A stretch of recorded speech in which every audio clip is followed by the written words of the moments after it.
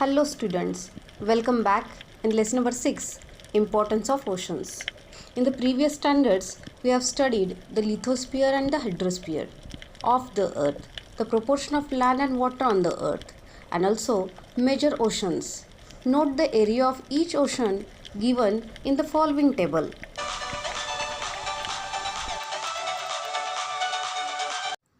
Pacific Ocean is the world's number 1 largest ocean.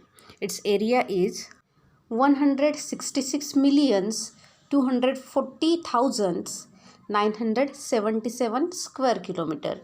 The second largest ocean is Atlantic Ocean.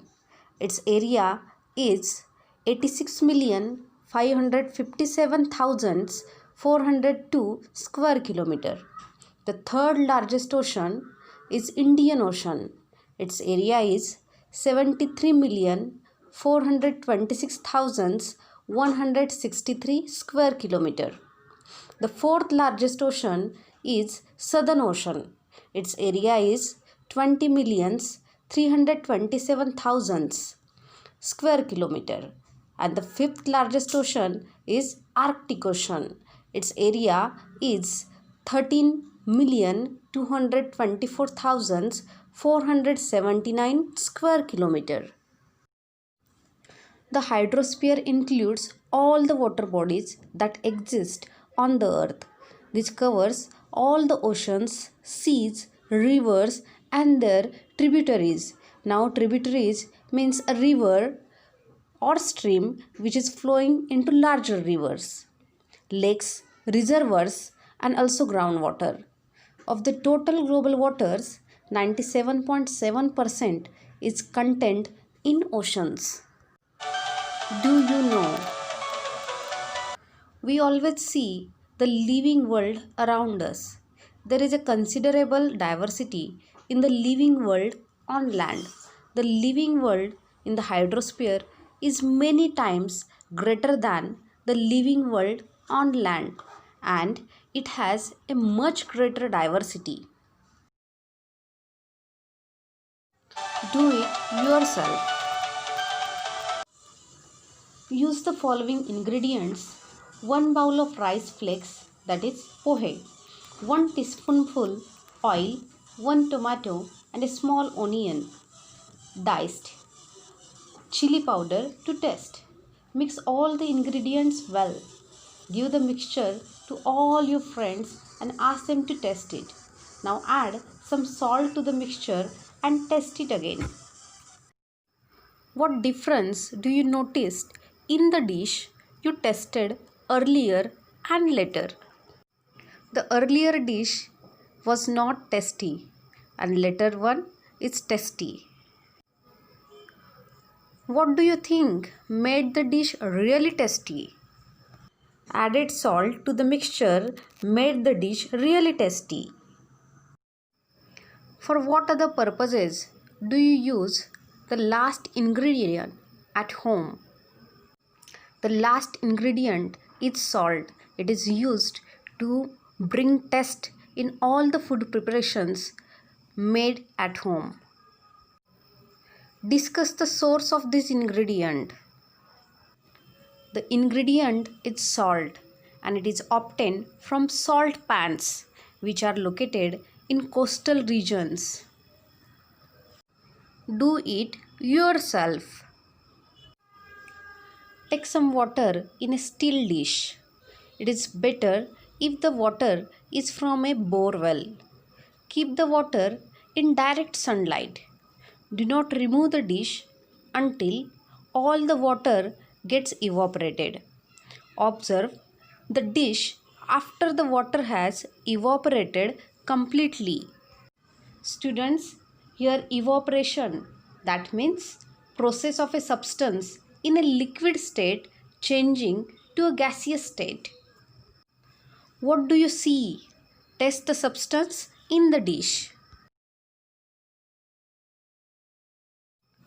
Explanation.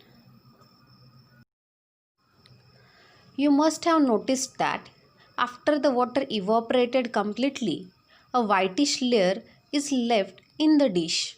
If you taste it, you will find that it is salty. You will realize that these are the salts in the water. In drinking water, the proportion of salts is quite low. Water from oceans and seas has a greater amount of salt, hence it tastes salty. Think a little.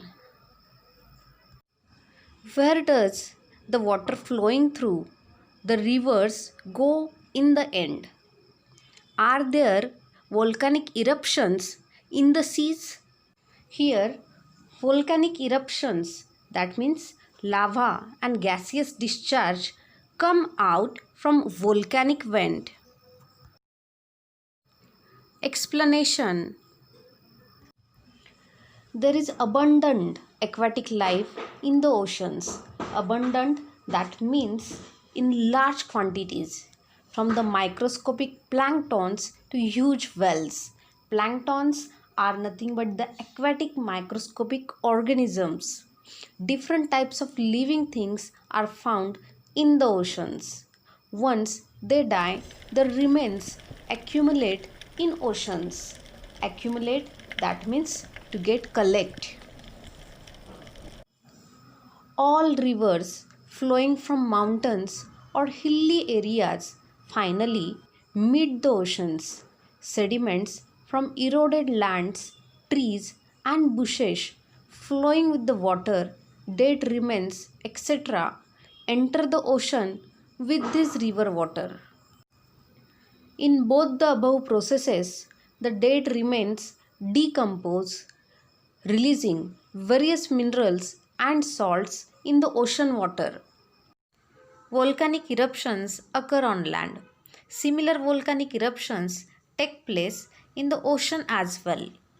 During volcanic eruptions, different minerals, ashes, salts, and gases are added to the water. This increases the level of salts and minerals in ocean water due to the continuous evaporation of oceanic waters. The proportion of salts increases. All these things make the ocean water salty. The salinity of ocean water is different at different places. Salinity is expressed in terms of mils. That means particles per thousand or part per thousand. The average salinity of oceanic water is 35 part per thousand. The Dead Sea is known to have the maximum salinity. Its salinity is 332 part per thousand. We obtain salt from the salty waters. Salt as a substance is obtained by constructing salt pans in the coastal areas. Salt is an item in our diet. Many minerals like phosphates, sulfates, iodine, etc. are also obtained from the sea. We depend on oceans to some extent for minerals. Use your brain power. Where did all this water on the earth come from? Some scientists believe that water was created due to the impact of comets. There are others who believe that Earth's waters have existed since the birth of planet Earth.